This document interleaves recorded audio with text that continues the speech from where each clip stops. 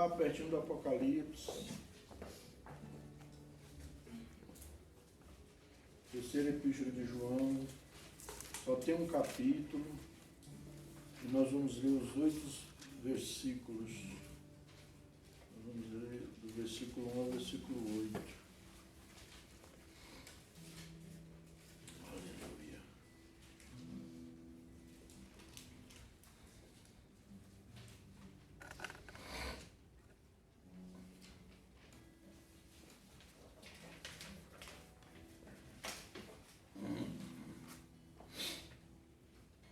Terceira epístola do apóstolo João, do versículo 1 ao versículo 8.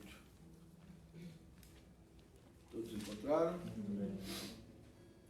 O presbítero ao amado Gaio, a quem eu amo na verdade. Amado, acima de tudo, faço votos por tua prosperidade e saúde, assim como é próspera a tua alma. Pois fiquei sobremodo alegre pela vida de irmãos e pelo seu testemunho da tua verdade, como tu andas na verdade. Não tenho maior alegria do que esta, a de ouvir que meus filhos andam na verdade. Amados, procede fielmente naquilo que praticas para com os irmãos, e isso fazes mesmo quando são estrangeiros, os quais, perante a igreja, deram testemunho do teu amor. Bem farás encaminhando-os em sua jornada, por modo digno de Deus. Pois por causa do nome foi que saíram, nada recebendo dos gentios. Portanto, devemos acolher esses irmãos, para nos tornarmos cooperadores da verdade. Amém? Vamos fazer uma oração. Pai, em nome de Jesus, eu quero agradecer a Ti por estarmos aqui nesta noite. Mais uma vez, temos a oportunidade de Te adorar, de louvar o Teu nome. E mais uma vez temos a oportunidade de receber a Tua palavra. Agora eu peço que o Senhor venha através do Teu Espírito Santo, falando conosco, usando a tua palavra para falar conosco, Senhor. Em nome do Senhor Jesus. Em nome de Jesus. Amém. Bem, o título da minha palavra hoje é o perfil de um verdadeiro cristão, né? O perfil de um verdadeiro cristão. E eu quero exemplificar aqui o caso de Gaio, porque João, o apóstolo, quem está falando dele. E João fala assim, o presbítero, quer dizer, o presbítero era ele, João, ao amado Gaio. Quem era Gaio, afinal? Né? A gente pouco vê falar de Gaio. Na história, quando nós pesquisamos, na Enciclopédia de Filosofia e Teologia, nós encontramos que esse nome Gaio não seria bem um nome, mas um título, né? Seria um título de um nobre, de alguém da nobreza. E esse Gaio era um nobre, era alguém da nobreza e que tinha uma igreja na sua casa. Porque na igreja primitiva, eles não tinham templos para se reunir, eles não tinham liberdade, né? Para construir templos. Então, a igreja era na casa dos irmãos. Era na casa. E Gaio, ele tinha uma igreja que se reunia na casa dele, né? Esse é o primeiro ponto que nós vemos aí. E depois nós vemos o apóstolo João citando essa pessoa, falando sobre as qualidades que ele tem, né? E declarando bênçãos, desejo que te vá bem, assim como bem vai a tua alma. Nós sabemos que essa epístola, essa carta de João, foi endereçada diretamente a esse irmão Gaio, né? Que estava cuidando na obra do Senhor. E nós vemos nesse exemplo, através desse irmão, nós vemos um perfil de verdadeiros cristãos. A palavra de Deus diz lá em Efésios, capítulo 4, versículo 11 ao 13, ele diz que ele mesmo deu uns para apóstolos, outros para profetas, outros para evangelistas, outros para pastores e outros para mestres, com o intuito de aperfeiçoar os santos.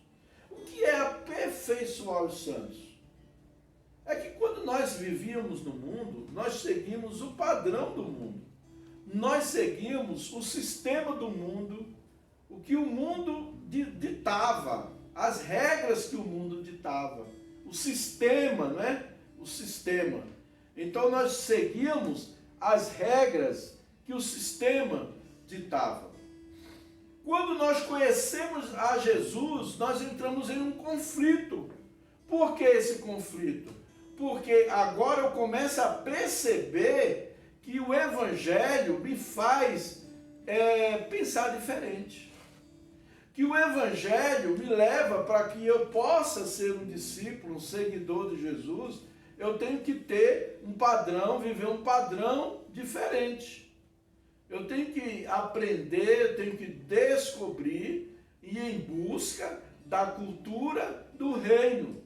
Por isso que existe o discipulado. Porque é através do discipulado que nós vamos forjando, nós vamos mostrando, apontando o caminho. E esses ministros que Deus levanta na sua casa, não é para ser melhor, superior, nem se achar o bambambam, não. Mas é para ajudar esses irmãos a aperfeiçoar a sua jornada, a sua caminhada com Cristo Jesus, né? Então ele vem abordando aqui pontos importantes sobre a vida do nosso irmão Gaio. Por exemplo, no versículo 5, ele diz assim: amados, procedes fielmente naquilo que praticas para com os irmãos, e isto fazem mesmo quando são estrangeiros. Então João está dizendo que o exemplo dele, ele tratava tanto os irmãos, né? Ele dava exemplo tanto para os irmãos, quanto para aqueles que não eram cristãos, quanto aqueles que não seguiam a Jesus, né?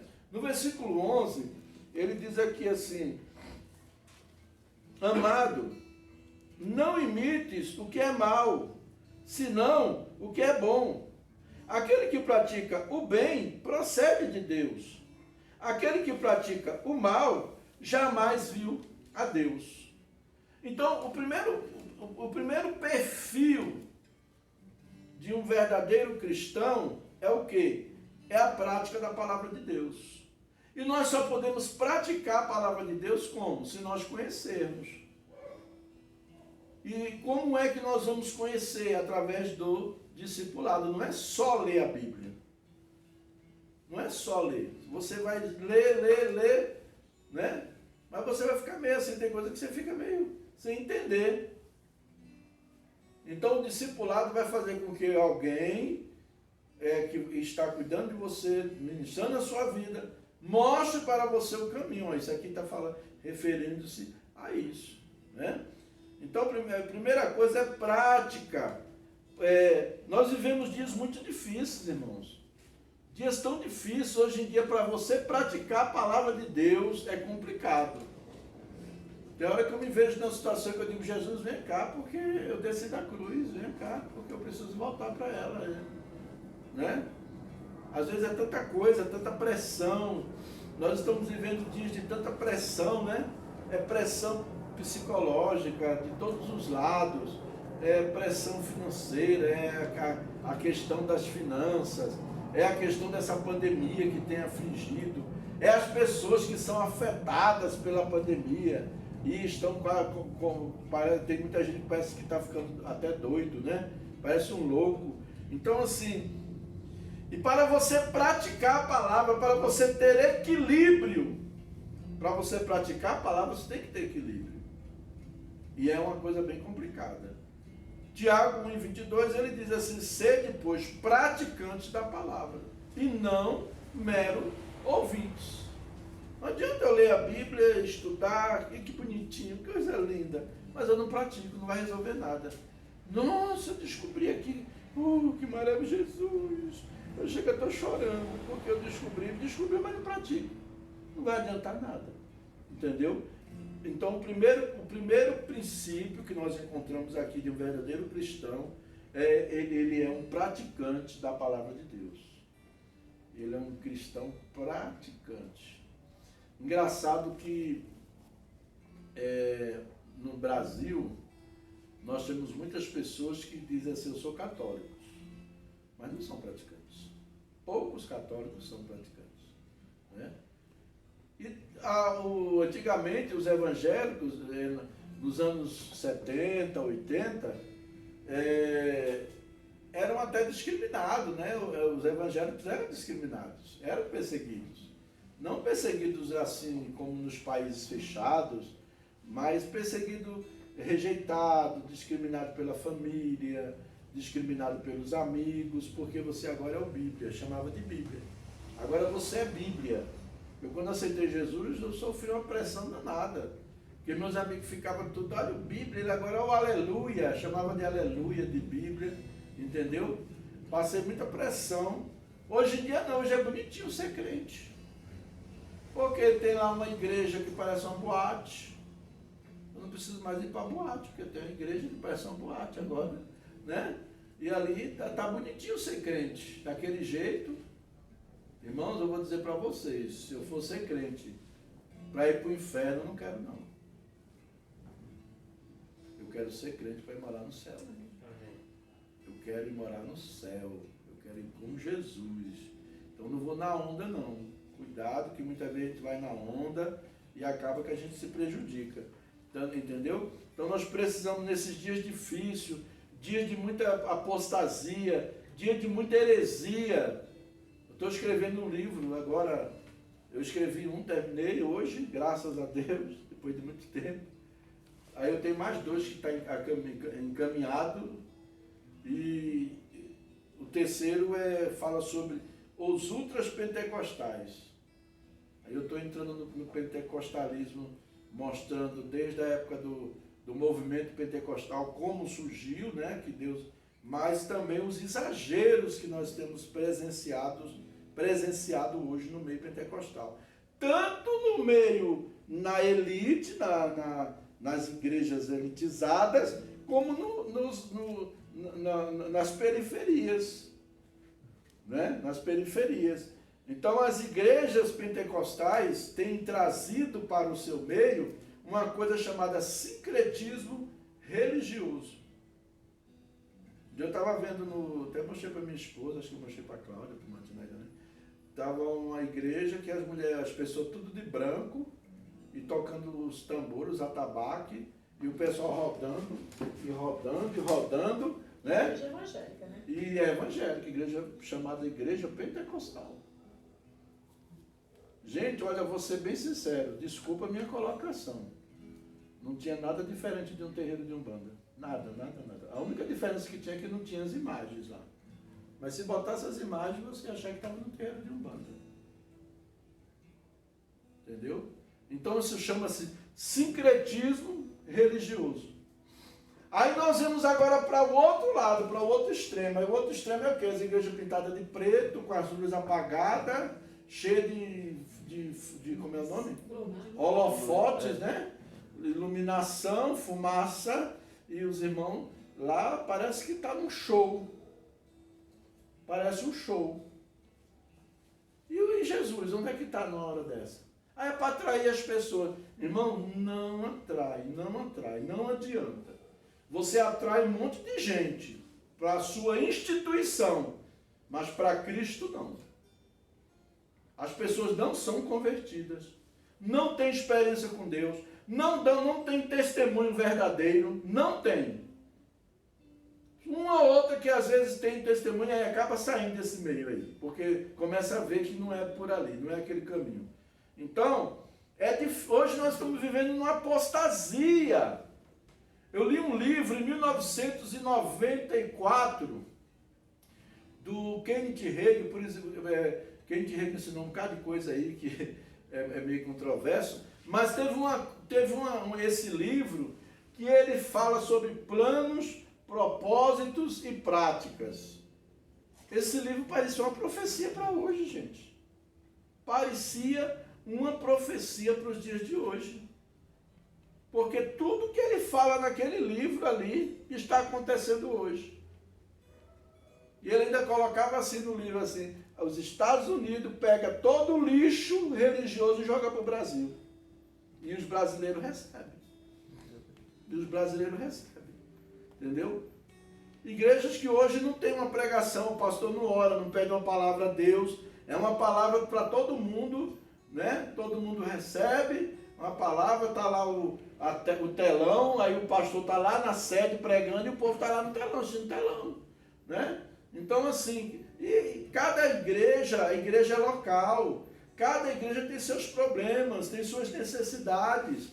A igreja aqui no Valparaíso, ela não tem as mesmas necessidades que tem uma igreja lá no plano piloto.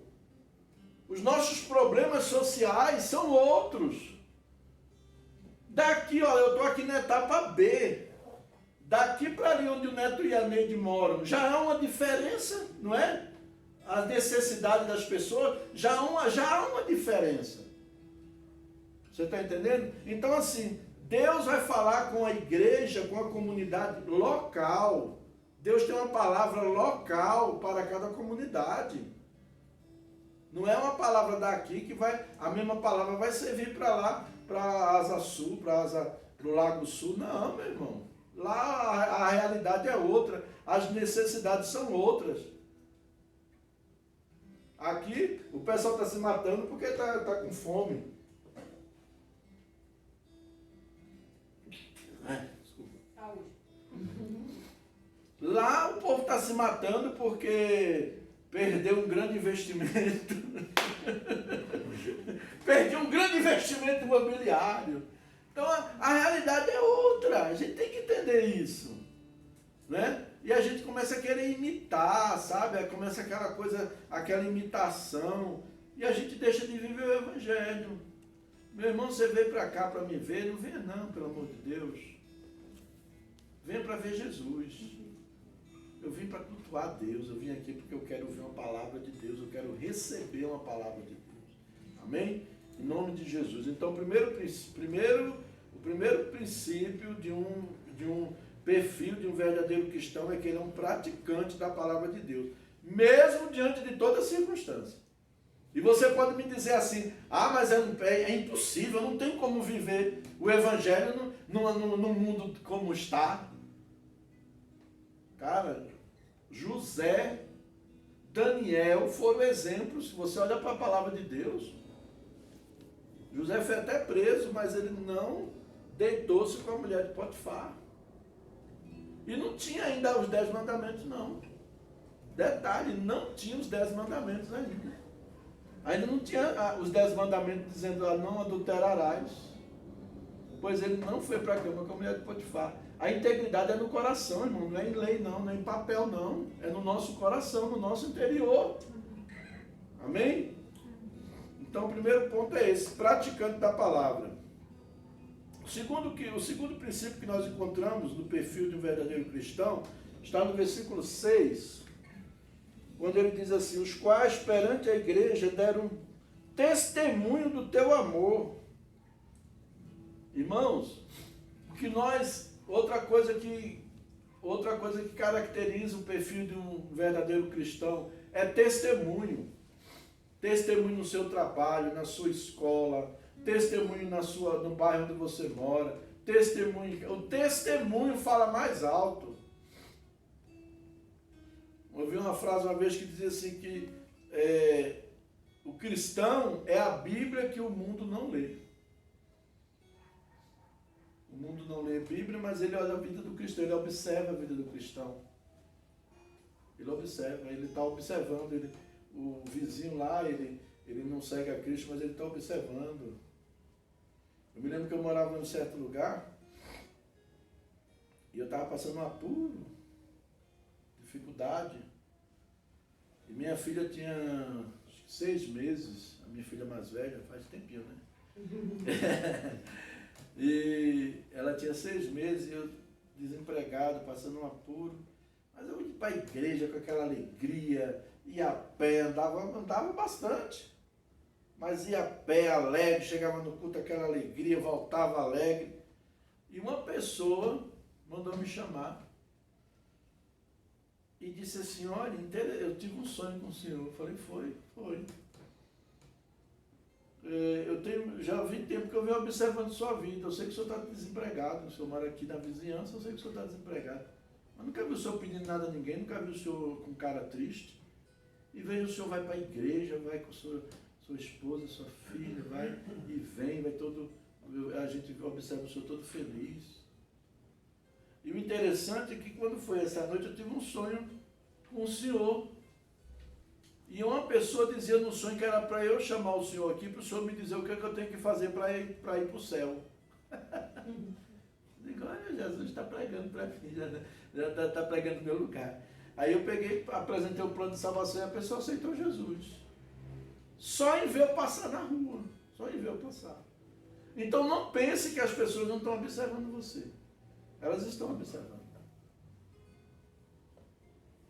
E outra coisa, vai ser duro, meu irmão. A gente tem que ter muito cuidado, porque haverá um juízo, haverá uma eternidade. E você, quando chegar diante do Senhor, Ele vai dizer assim, cadê aquele amigo seu que estava com você? Por que você não falou do meu amor para ele? Cadê aquele colega de trabalho seu, que sentava do teu lado na repartição, e você nunca falou do meu amor para ele? Cadê aquele colega seu, aquela colega da sala de aula, e você nunca falou do meu amor para ele? Nós vamos ser cobrados. Nós vamos ser cobrados. Então vamos procurar falar de Jesus para as pessoas, ter um bom testemunho, né? Infelizmente nós vivemos numa geração onde tem tido muito testemunho negativo. Muitas coisas têm acontecido e têm sido negativos para o reino de Deus. E as pessoas estão observando, né? As pessoas estão observando. Então, o segundo princípio do perfil do cristão é ter um bom testemunho. Eu preciso ter um bom testemunho. As pessoas, quando elas estão no perigo, elas chegam assim e dizem, aí eu vou, aquela menina lá é crente, vem cá, eu queria pedir para você orar pela gente lá, que a gente está passando um problemão lá em casa. Sabe o que é isso? Porque ele vê testemunho em você. Se ele não vê testemunho, ele não vai pedir para você orar por ele. Não vai pedir. Mas se ela é crente, sair, se ela é crente, nunca fui crente. Então, praticante da palavra, bom testemunho. Terceiro, vamos lá para o versículo 7. Pois por causa do nome foi que saíram, nada recebendo dos gentios. Portanto, devemos colher esses irmãos para nos tornarmos cooperadores da verdade. Outro ponto, ele é um cooperador na obra de Deus. Ele é um cooperador. O cooperador, ele não é a pessoa... Tem gente que fica esperando ter título na igreja para fazer alguma coisa. Eu não sou pastor. Quando eu for pastor, eu evangelizo. Quando eu for pastor, eu evangelizo. Quando eu for pastor, eu ganho almas. Quando eu for pastor, eu discipulo. Não, meu irmão. A gente tem que esperar título, não. Quando eu for diácono, quando eu for presbítero, quando eu for apóstolo, né? Então, assim, fica esperando título para fazer alguma coisa. Nós somos cooperadores de Deus. E nós estamos aqui para servir. Servir a Deus e servir o nosso próximo. Servir na casa de Deus. Eu um dia estava comentando com minha esposa que eu estava lá em Recife, num bairro lá, bem na favela mesmo. Recife, 72% é favela. E eu estava numa igrejinha lá e tinha 4 irmãs que brigavam uma com a outra. Brigavam, disputavam para ver quem era que ia limpar a igreja e decorar a igreja no domingo. Já pensou? Brigavam. Teve uma vez que trouxe... Eu digo, irmã, pelo amor de Deus, eu cheguei, eu vi ela descendo no caminho. Ela vinha trazendo um negócio que ela ganhou de cimento, meu irmão. Porque tem de gesso, né, para botar o vaso em cima. Ela ganhou de cimento e lá vem a irmã morrendo. Aí eu, quando eu via no caminho, irmão, pelo amor de Deus, o que você estava? Ai, pastor, leva isso aqui para a igreja. Peraí, deixa eu te ajudar, eu vim trazendo pesado que são. Eu digo, irmão, não, é para a casa do Senhor, é para deixar a casa do Senhor bonitinha, arrumadinha. Aí chegava lá no domingo, quando eu chegava no domingo, estava tudo limpinho, cheirosinho, uns vasinhos de flor, né? Arrumado, aquela coisa bonitinha, coisinha simples, mas bonitinha. Entendeu? Aquele desejo de cooperar. O que eu posso fazer? Não espere que te mande. Não espere que peçam para você fazer. Tem iniciativa. O que eu posso fazer? O que eu posso ajudar? O que está precisando que eu posso ajudar? Às vezes eu não tenho tempo para fazer, mas às vezes eu posso contribuir com alguma coisa. O que eu posso fazer? Né? Então, assim, cooperador. O cooperador é aquela pessoa que está trabalhando para ver o crescimento daquele trabalho. O trabalho ele não cresce só com pregação. Ele cresce com outras coisas. Né? Um louvor bem feito, né? Uma coisa bonitinha para o Senhor, né? Fazer uma coisa bem feita. Nós estamos aí estudando música, estava ali fazendo treinamento na boca para poder cantar o exercício, né? Para cantar melhor, para poder ter uma coisa mais bacana, né? Então nós estamos tendo aula de música aí para oferecer melhor, para cooperar. O que você pode cooperar? O que você pode ser um cooperador? A palavra de Deus diz, a seara é grande, poucos são os trabalhadores. Os trabalhadores. Quando eu aceitei Jesus, eu tinha 18 anos de idade, né? O hino que eu mais gostava de cantar na igreja, sabe qual era? Era o hino da harpa. O hino dizia assim, eu quero trabalhar para o meu Senhor, levando a palavra com amor. Quero eu cantar e orar, e ocupado quero estar, assim na vinha do Senhor. Trabalhar e orar, na seara e na vinha do Senhor. Né? Então, se quiseres trabalhar, acharás também lugar, assim na vinha do Senhor. E eu me lancei, eu aceitei Jesus, meus 18 anos de idade, mas eu me lancei na casa de Deus, na obra. Não tinha título nenhum. Era a igreja que eu fazia parte, tinha nem discipulado, estava nem aí, não sabia nem o que era discipulado, não falava nem de discipulado. E eu comecei a encostar nos velhos da igreja e fui vendo o que precisava fazer na igreja. Aí eu me lembro que um dia chegou a irmã lá da escola dominical, superintendente, pegou uma revista infantil, uma caderneta de chamada e falou, irmão, tome conta daquela classe ali, os meninos de 9 a 11 anos, misericórdia, cada menino que era, ele estava debaixo dos bancos, assim, saia lá do outro lado, né? E eu fazia aquilo com a maior dedicação, nunca pedi um centavo na igreja para comprar material. Eu comprava cartolina, comprava lápis de cor, comprava caneta, comprava um monte de coisa. Na hora do meu eu trabalhava, né? Estava trabalhando. Eu trabalhava na época, eu era estoquista. Aí na hora do meu almoço, eu ia lá para cima das prateleiras, estudar a lição da escola dominical, preparar a aula, recortar, colar, fazer um monte de coisa, cartaz para levar para a escola dominical no domingo. Durante a semana, na hora do meu almoço. Almoçava correndo, ia lá para cima, que era para ninguém mexer comigo, ninguém ver, ficava lá em cima mesmo, na última prateleira lá. E fazendo os cartazes, escrevendo os corinhos com canetão, né? A gente escrevia muito antigamente, né? Aqueles corinhos com canetão, tudo. E aí ensaiava, levava para as crianças no domingo e fazia uma aula diferenciada. Os meninos gostavam porque eu era um professor que fazia um trabalho diferente, né? E ali os meninos gostavam. Então, assim, cooperar. Ninguém me dava conta de ficar com aqueles meninos de 9 a 11 anos. Os professores desistiam porque não suportavam. Aí, eu costumo dizer, lá, eu dou aula na escola, aí o pessoal fica naquela coisa, implicância com os meninos, com os alunos, parece que eles nunca foram criança nem adolescente. Eu digo, rapaz, eu dou mais trabalho do que esses meninos aí na escola. Então, assim, cooperar. O que eu posso fazer? Pergunta para Deus, Senhor, o que eu posso fazer na tua obra? O que eu posso fazer para edificar a minha igreja, para ajudar a minha igreja a crescer, a se expandir, a ganhar mais almas para ti? Como é que eu posso... Às vezes você é tímido, não consegue pregar, mas você conhece muita gente. Ó, pastor, tem aqui uma relação de nomes.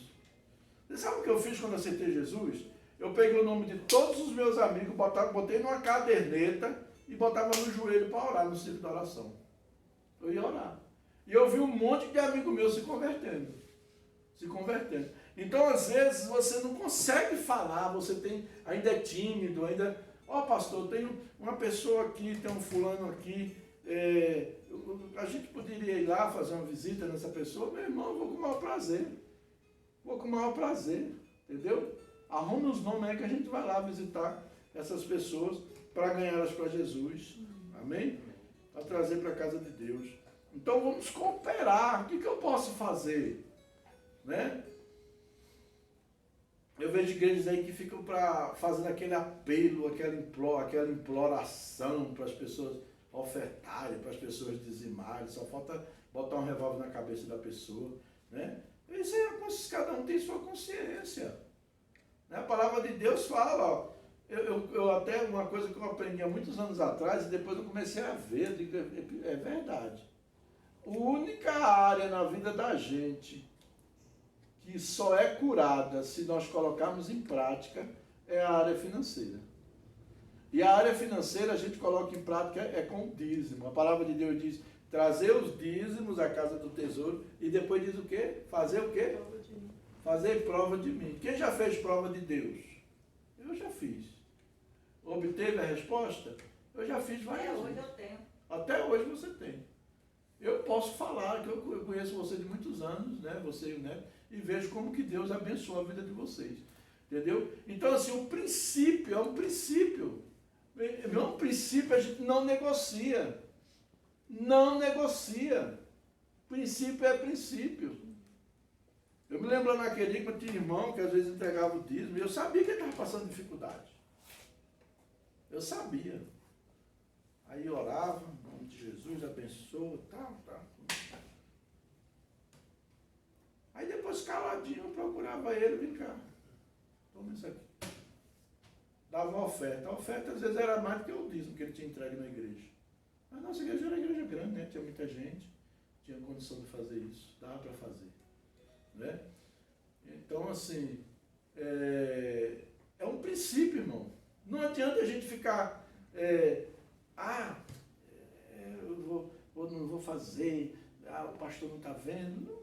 Não, é você e Deus. É uma coisa, um princípio bíblico. Deus vai vê-lo fazendo.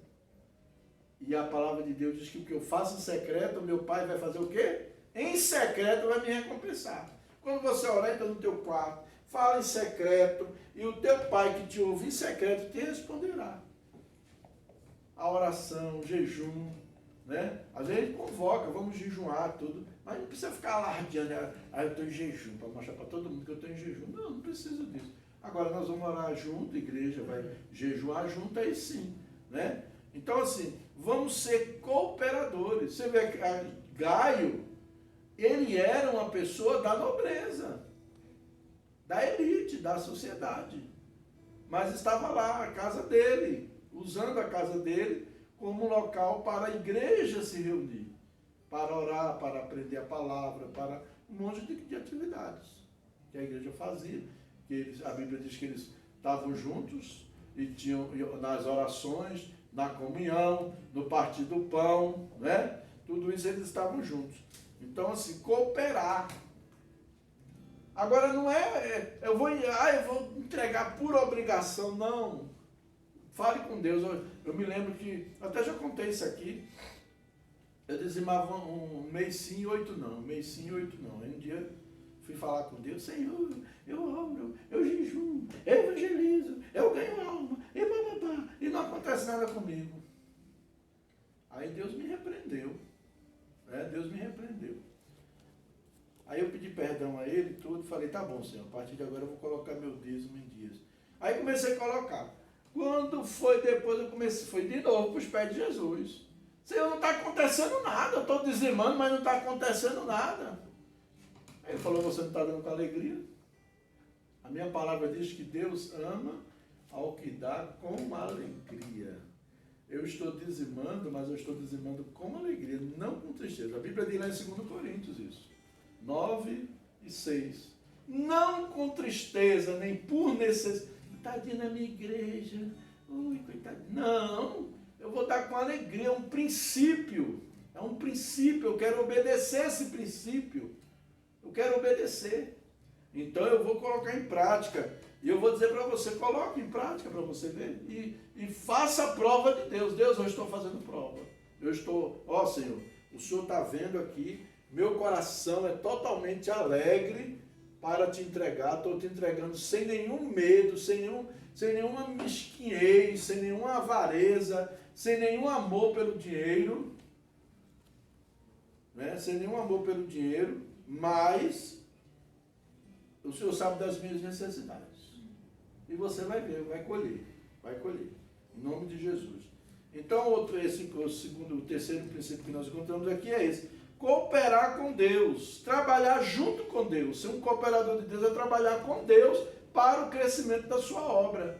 Orar, né? Buscar vidas para o Senhor, convidar pessoas, né? Então, são esses pontos. E o outro aspecto está no versículo 8. Portanto, devemos acolher esses irmãos para nos tornarmos cooperadores da verdade. Ser pessoas que acolhem as outras. Nós precisamos ser acolhedores. Se eu conversei com uma moça, e ela era de uma igreja grande aí, e ela saiu dessa igreja. Falei, mas por que você saiu? Ela falou assim, porque tinha muita panelinha. Muita panelinha, então tinha um grupinho aqui, um grupinho ali.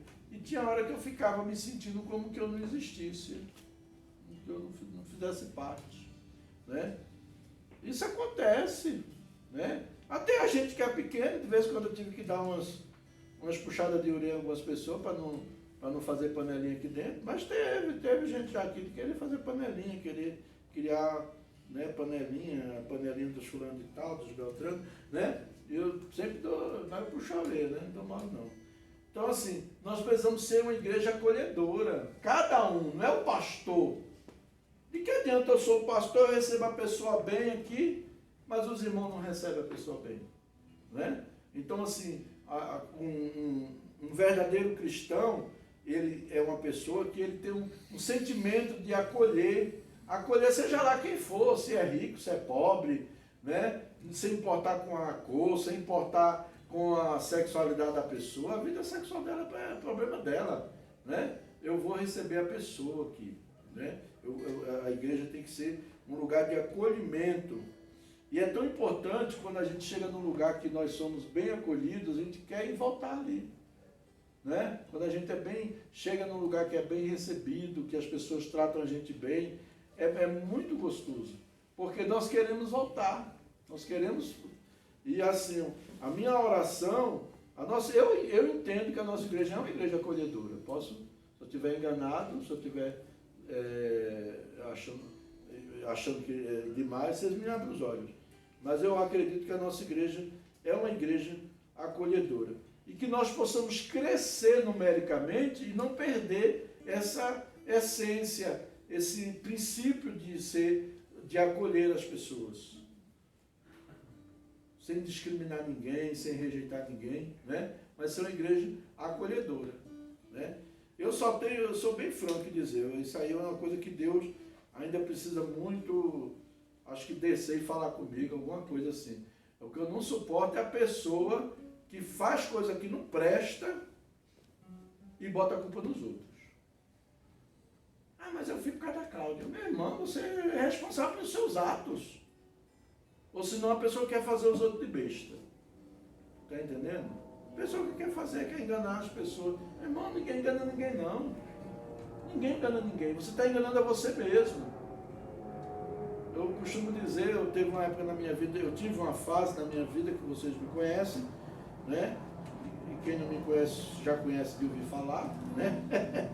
Teve uma fase da minha vida que eu chutei o balde mesmo e falei, vou viver minha vida do jeito que eu quero, acabou. E não fiquei botando a culpa em ninguém, Ah, foi por causa de fulano, foi por causa disso, foi por causa de não sei de quem. Não. Teve uma ação de demônio? Teve, claro que teve a ação de demônio contra mim, que eu fui brigar contra o principado da cidade. Eu desafiei o principado da cidade. E ele apareceu para mim e me desafiou também, né? Só quem sou eu para desafiar o principado? A Bíblia diz que Miguel, que era o anjo, né, um arcanjo, disse: o Senhor te repreende. Ele não desafiou nenhum principado. Ele disse: o Senhor te repreenda. E eu desafiei o principado. Eu falei, na igreja reunida, eu falei: eu quero o principado da cidade na minha mão. E ele apareceu mesmo. E botou para quebrar em cima de mim, sem dó. Mas aí também eu não fiquei na igreja enrolando ninguém, enganando as pessoas, com mentira, dando uma de que era santo e lá fora fazendo o que não presta. Não fiquei não. Entreguei logo, passei para outras pessoas e falei: não estou em condições de pastorear ninguém não. Eu não estou em condições. Porque eu entendo isso, irmão. Não adianta a gente querer enganar os outros. Não adianta, né? Querer mostrar uma coisa que a gente não é. A gente tem que ser o que a gente é, né? O que a gente dá conta. Mas o certo não é a gente chutar o balde e desistir. O certo é a gente procurar ajuda, né? E dizer: olha, eu estou com esse problema, eu estou com essa fraqueza, e eu estou precisando de ajuda, e eu quero ser ajudado. E eu quero dizer para você: olha, eu não tenho problema com o pecado. Não tem problema nenhum com o irmão que peca, eu não tenho problema. Ah, pastor, eu fiz isso. Eu não me escandalizo com o pecado de ninguém. Ah, pastor, eu fiz isso aqui. Ô, meu irmão, vem cá, vamos conversar. Né? Você está arrependido? Eu estou arrependido. Então tá bom, vamos orar. Vamos caminhar, vamos, né? Ô, pastor, eu estou com isso aqui, mas eu não consigo me libertar. Mas vamos orar, Deus vai libertar você. Quem liberta é Jesus, né? Mas a pessoa, ela não é falsa, ela não é hipócrita, ela é ela mesma. Eu estou vivendo assim, né? Eu estou andando assim, estou caminhando assim. E aí a pessoa vai buscar ajuda, né?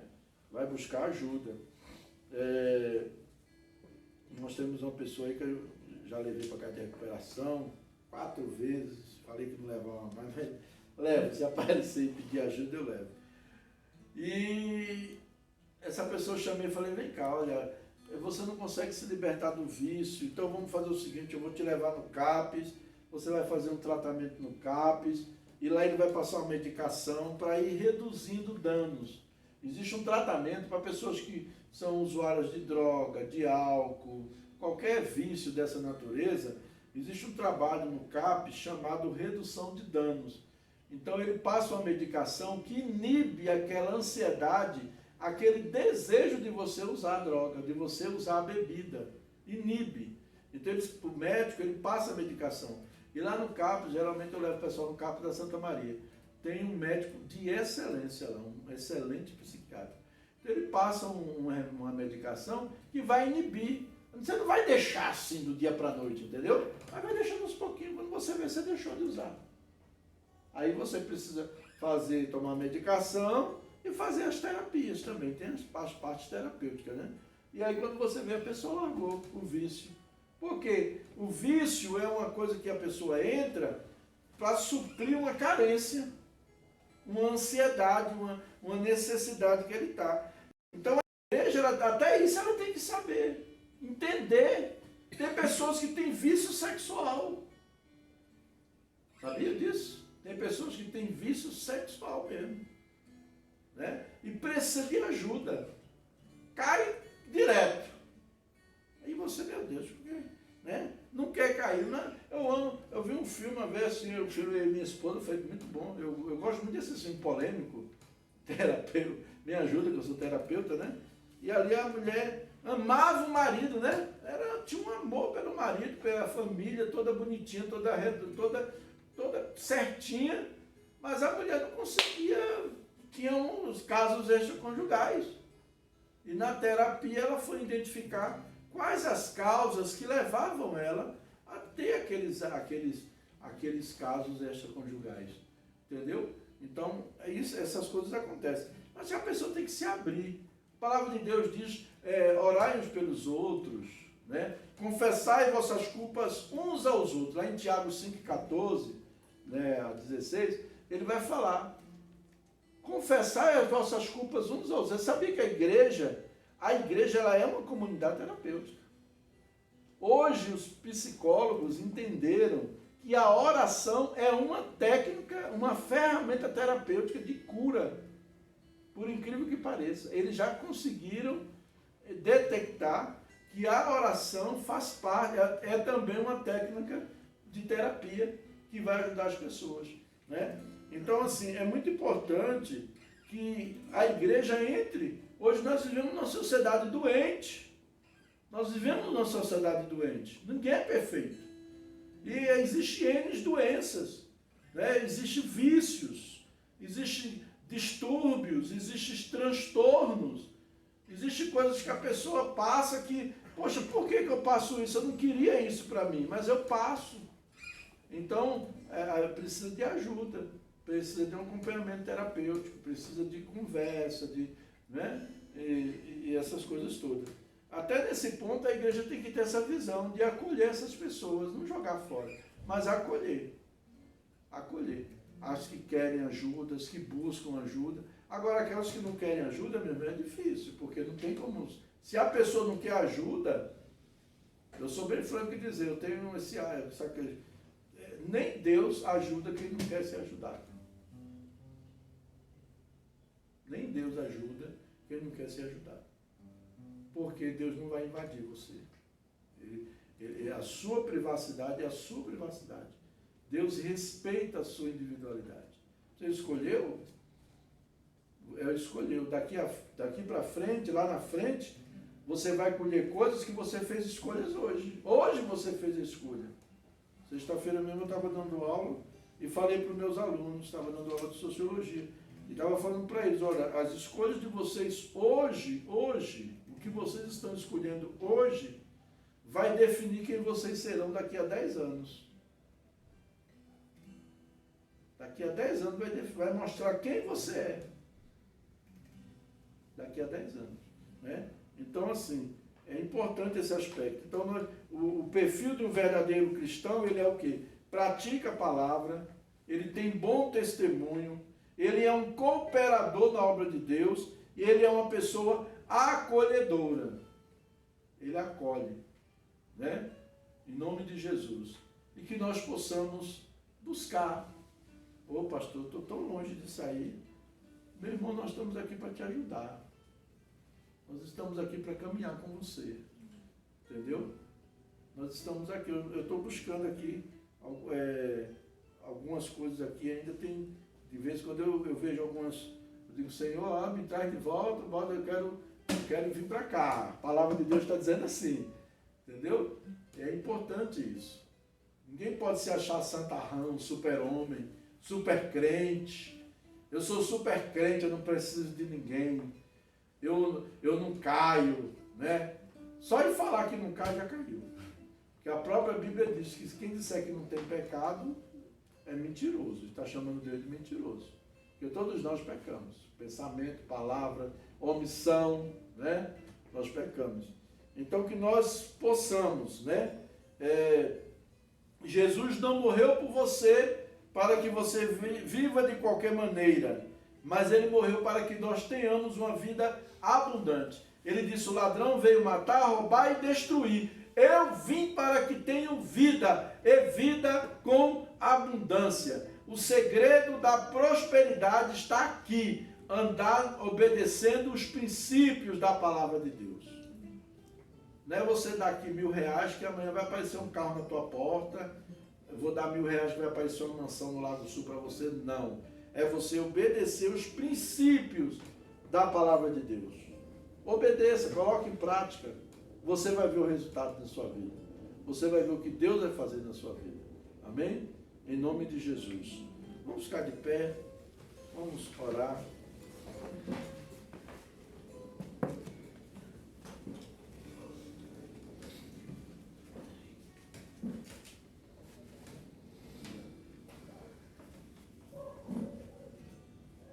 Vamos abrir o nosso coração. Deixa o Senhor falar com você. Amém? Em nome de Jesus. Pai, eu quero te agradecer nesta noite pela tua palavra que o Senhor nos trouxe, por o Senhor ter nos mostrado o exemplo do irmão Gaio, um homem de bom testemunho, praticante da palavra, um cooperador com Deus e uma pessoa acolhedora. Senhor, esses princípios que nós possamos também observá-los e praticar nas nossas vidas, no nosso dia a dia. Venha, Senhor, em nome de Jesus. Manifesta, Senhor, a tua glória.